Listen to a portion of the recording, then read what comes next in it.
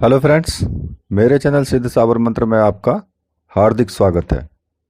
और फ्रेंड्स, आज मैं आपके लिए वीडियो लेकर के आया हूँ कि आप अप्सरा साधना में कुछ सिद्धि पाने के एक अचूक उपाय हैं जो कि बहुत ही महत्वपूर्ण हैं। और उन उपायों के बिना आपकी अप्सरा साधना पूर्ण होने में संदेह हो जाता है, क्योंकि अगर आप वो उपाय नहीं करेंगे तो साधना में पूर्णता नहीं मिल पाएगी। तो इसलिए मैं आज आपके सामने कुछ ऐसे उपाय लेकर के आया हूँ जो कि इसमें एकदम अचूक उपाय हैं। और देखिए फ्रेंड्स, अगर आपको मेरी वीडियो अच्छी लगती है तो आप चैनल को सब्सक्राइब जरूर करें और साथ में ही बेल के बटन को भी प्रेस कर दें, ताकि आपको जो भी मैं नया वीडियो डालूं उसका नोटिफिकेशन आपको मिल जाए और आप उस वीडियो को देख पाएं। अगर आपको वीडियो पसंद आती है, साधना से संबंधित जो भी मैंने उपाय बताए वो आपको अच्छे लगते हैं, तो आप वीडियो को लाइक जरूर करें और वीडियो को ना बिना स्किप किए करे देखें, पूरी वीडियो देखें, ताकि आपको संपूर्ण रूप से पता लग जाए। अगर आप बीच में स्किप करेंगे तो आप उसको समझ नहीं पाएंगे कि मैंने आपको क्या बताया है, क्या आपको निर्देश दिए हैं, उसके बारे में थोड़ा समझना आपका ज़रूरी है। तो इसलिए वीडियो को स्किप ना करें। देखिए, अब मैं आपके सामने वो कुछ उपाय मैं आपको बता रहा हूँ। देखिए, एक तरीके से जो साधक हैं उनके मन में एक विभिन्न प्रकार की भ्रांति धारणाएं बनी हुई हैं। अप्सरा साधना को या उसकी सिद्धि को लेकर के कुछ अजीब अजीब धारणाएं बनी हुई हैं। इसका एक सीधा सा कारण है कि समाज ने जो है सौंदर्य की उपासना करना बिल्कुल भुला ही दिया है। अगर हम उसकी दृष्टि से देखें तो सौंदर्य साधना के योग्य व्यक्ति रह ही नहीं गया है। उसके मन के भीतर वे सभी जो भी मतलब श्रेष्ठ धारणा उसके अंदर बनी हुई थी वो सभी घुट घुट करके समाप्त हो गई हैं। हम सौंदर्य को सौंदर्य के रूप में नहीं देखते, हम सौंदर्य को उसकी वासना के रूप में देख लेते हैं, जो कि सर्वथा अप्सरा साधना से भिन्न है। अप्सरा साधना जो है वो एक सौंदर्य का नाम है।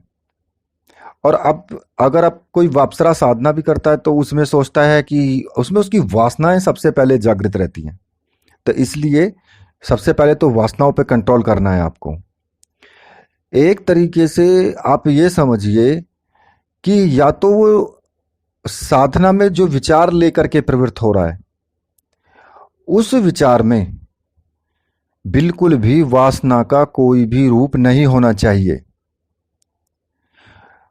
उस विचार को हम उस सौंदर्य को केवल सौंदर्य के रूप में परखने का, उसको एक तरीके से सराहना करने का और आनंदित होने का है। अप्सरा साधना तो यार प्रथम क्षण से ही सिद्ध हो जाती है। जब आप उसकी संकल्प लेंगे साधना के लिए तो वो प्रथम क्षण से ही सिद्ध हो जाती है। परंतु लेकिन वो उन्हीं अर्थों में सिद्ध होती है जिन अर्थों में हम मतलब उसको प्राप्त करने की चेष्टा कर रहे हैं। लेकिन मुझे बहुत खेद के साथ कहना पड़ता है कि ये स्थिति वो नहीं है जो हम करना चाह रहे हैं। मेरे कहने का मतलब ये है कि अप्सरा के सौंदर्य को केवल सौंदर्य के रूप में देखना, ना कि उसको मान लिया कि वो हमारी प्रेमिका बन गई या पत्नी के रूप में सिद्ध हो गई तो उसका ये मतलब नहीं होता कि उसको हम उसी अर्थों में प्राप्त करें। समझ गए ना कि मैं क्या कहना चाह रहा हूं? तो वो स्थिति यार प्रारंभ में तो आपकी आ नहीं सकती। मान लिया आपने साधना भी पूर्ण कर ली तो प्रारंभिक रूप में तो वो स्थिति आ ही नहीं सकती है बिल्कुल भी। आप एक छोटा सा उदाहरण ले लो कि कोई भी सांसारिक स्त्री है, प्रथम क्षण में तो वो भी नहीं आपके ऊपर रीझेगी, प्रथम क्षण में तो वो भी नहीं रीझती है, वो भी अपनी स्वीकृति नहीं देती है। तो यार अप्सरा तो देवलोक की से संबंधित है वो तो और जितने श्रेष्ठ वर्ग की स्त्री होगी उसको उतने ही रिझाने के लिए साधक को भी उतना ही श्रेष्ठ बनना पड़ेगा। ये भी 100% है। अगर मान लिए कि वो जो उसकी श्रेष्ठता है, वो जितनी स्त्री ज़्यादा श्रेष्ठ होगी, उसके लिए हमें भी तो उतना श्रेष्ठ बनना पड़ेगा। नहीं तो वो कैसे रीझेगी हमारे ऊपर? नहीं रीझेगी वो। कुछ हमारे अंदर भी तो गुण होने चाहिए ना। तो मेरे कहने का मतलब ये है कि आप उसके सौंदर्य को सौंदर्य रूप में ही उसकी साधना करें, उसको ही देख करके साधना करें। एक प्रेम होना चाहिए, ना कि उसमें कोई वासना से संबंधित होना चाहिए। अब आता है कि आपने अनुभव भी किया होगा यार। मान लिया आप विवाह के पश्चात अपनी पत्नी से भी आप परिचय करते हैं, तो उसमें भी आपको कम से कम कुछ टाइम लगता है। आप पहले ही दिन में उतने उतने हिसाब से उसको नहीं समझ पाते हैं, नहीं उसको जान पाते हैं। कुछ दिन जब गुजर जाते हैं तब उसको हम जान पाते हैं। तो वही चीज है, वही वो भी तो स्त्री ही है। तो अप्सरा अगर साधना में हम पहले ही दिन से सोचने लगे कि वो तन मन धन सब कुछ हमें अर्पण कर देगी, तो कितना ये तर्कसंगत है बताओ। आप ही बता दो, स्वयं सोच लो इस चीज को। ये चीजें ये बाद की बात है कि बाद में वो अपना तन करे मन करे क्या क्या अर्पण करती है, वो बाद की बात है। किंतु अब ये भी अर्थ नहीं है कि भाई साधक इस बात को सोच करके एकदम हतोत्साहित हो जाए और वो प्रयास ही ना करे, या अपने जीवन में जो है वो अप्सरा को समाहित करने की कोई कोशिश ही ना करे।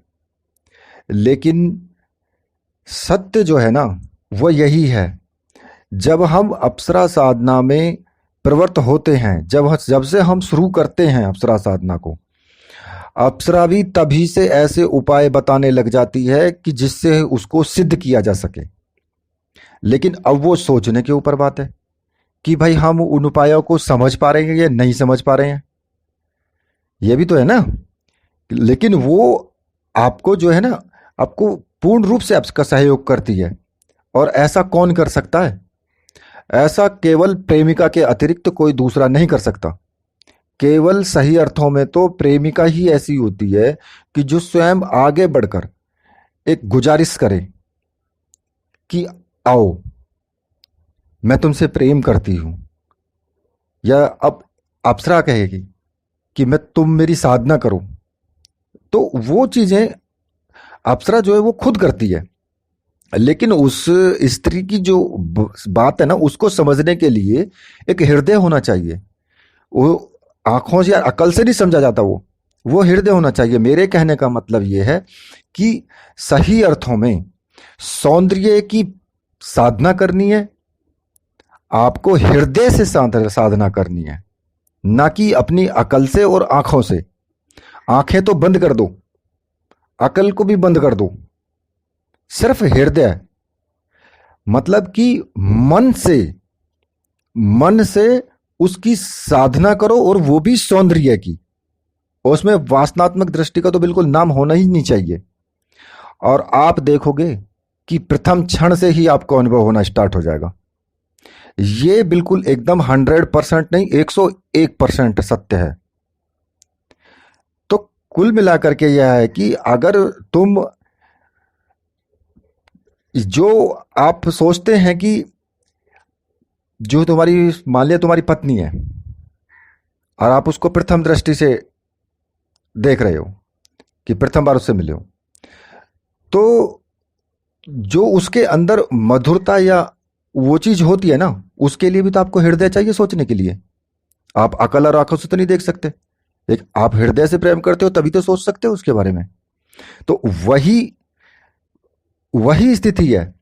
मैं उस चीज को ये नहीं कह रहा हूं कि भाई तुम अपनी पृथ्वी स्त्री से प्रेम ही मत करो, ऐसा कुछ नहीं है कि किसी के ग्रस्त जीवन में इस तरह का करने से कोई अवरोध उत्पन्न होगा। लेकिन आप ये सोचिए कि आप जब भी मतलब उसकी साधना करेंगे तो आप मन से करें, और एक स्त्री की तरह ही सोच कर करें कि जो एक स्त्री में गुण होते हैं वही स्त्री वही अप्सरा में है। क्योंकि फर्क इतना है कि ये स्त्री मृतलोक में है और वो स्त्री देवलोक में है, तो उसकी सोच देवलोक जैसी है और इनकी सोच मृतलोक जैसी है।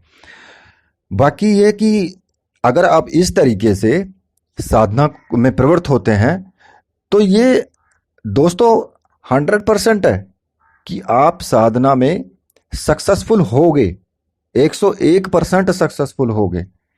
लेकिन अगर आपके मन के अंदर जरा सी भी वासनात्मक दृष्टि रही तो फिर सक्सेस नहीं हो पाओगे। यही इसका एक सूत्र है।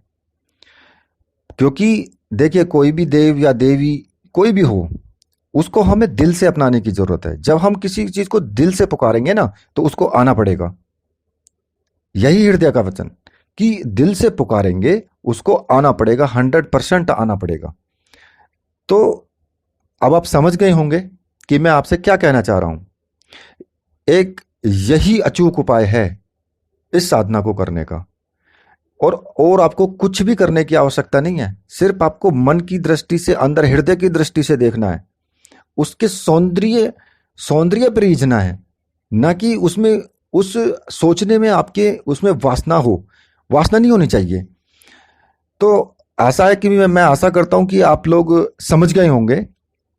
और आप अगर इस तरह से आप साधना करते हैं और उसको लेकर के इसी रूप में प्रवृत्त होते हैं, तो आप 101% आप सफल होंगे। ये मैं दावे से कहता हूं। और देखिए दोस्तों, ये मैंने आपको एक उपाय बताया है, और अब मैं आपसे विदा लेता हूं।